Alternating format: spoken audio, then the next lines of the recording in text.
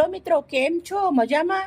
આજે આપણે બનાવવાનું છે ચણાની દાળ પાલકની એક નવી રેસીપી, બહુ જ સરસ, ટેસ્ટી અને હેલ્ધી. તો મેં ચણાની દાળ રાત પલાળી દીધી છે, 8 કલાક પલાળી છે. રાતે 2 પાણી ધોઈ અને પલાળી દીધી હતી. સાથે મેં પાલક લીધો છે 100 ગ્રામ એટલો. એક મોટી ડુંગળી સમારી લીધી છે અને ઝીણી સમારી દેવાની છે. એક ગાજર ખમણી લીધું છે મોટું. પછી લીલા દાણા લીધા છે આટલા થોડા. પછી અને આવી રીતના મરચાં લીધા છે, એ અધકચરા વાટી લેવાના છે. આગળ કયા મસાલા નાખી પૂરો વિડીયો તમારા જોડે શેર કરી.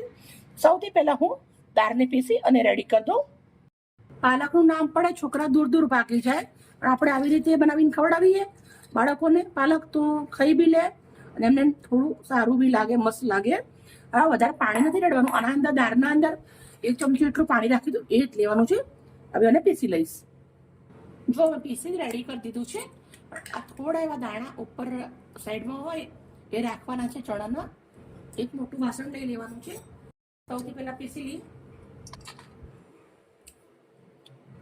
હવે નાખવાના છે 1 ચમચી તલ, 1 ચમચી ધાણા જીરું, 1 ચમચી હળદર, 1 ચમચી લાલ મરચું, 1 ચમચી મીઠું, 10 થી 15 નવ દ્રાક્ષ સૂકી મેં સમારી લીધી છે, એ નાખું છું.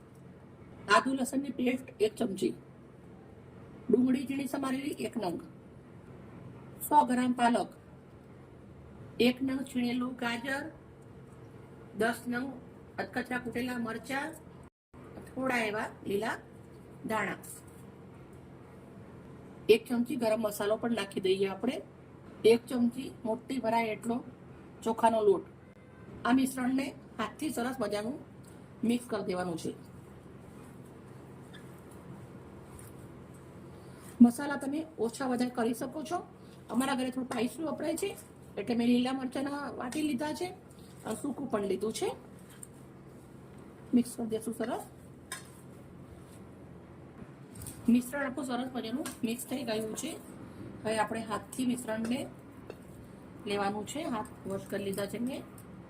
હાથથી લઈ પછી આવી રીતે એને શેપ આપી દેવાનો છે.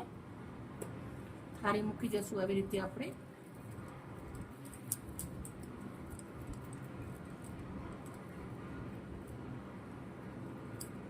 આવી રીતના ટીકી ટાઈપનો આપું છું, તમે મનપસંદ આપી શકો છો. સેમ બનાવી દેશું. આવી બધી જ વારી રેડી કરી દીધી છે. લોયાના અંદર તેલ ગરમ મૂકી દીધું છે. તેલ આપણું ગરમ થઈ ગયું છે તો આપણે અંદર એક એક કરી મૂકશું.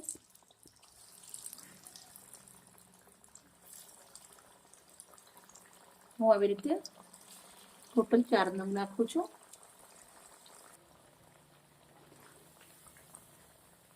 આપણે આવી રીતે ઉલટાવી દઈશું એને.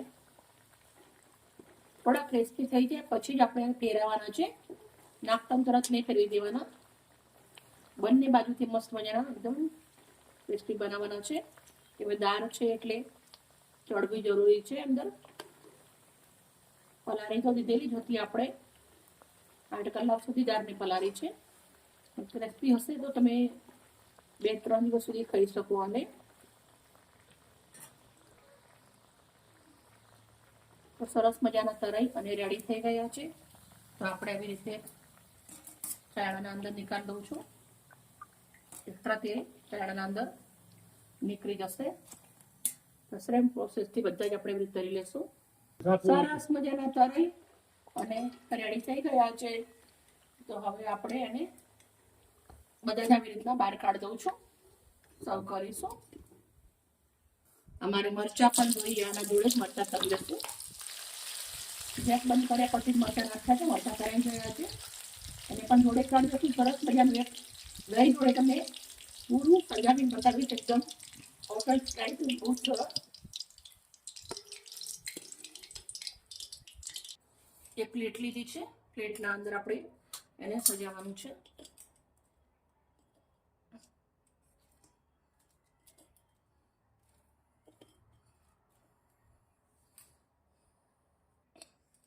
આપણે એક વાટકીનું દહીં લેવાનું છે. એને આવી રીતે કાંટાવાળી ચમચી ફેટી દેવાનું છે. ફેટો એટલે ક્રશ થઈ જાય સરસ. હવે આપણે આને આવી રીતે રેડી દેવાનું છે.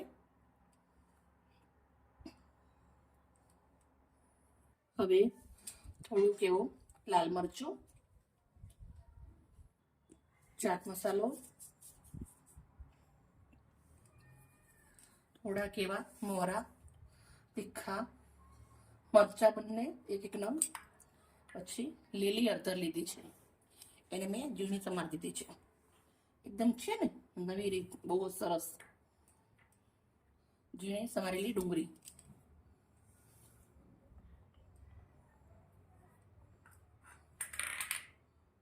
મેન ચાલશે હવે આપણે ઝીણી સેવ.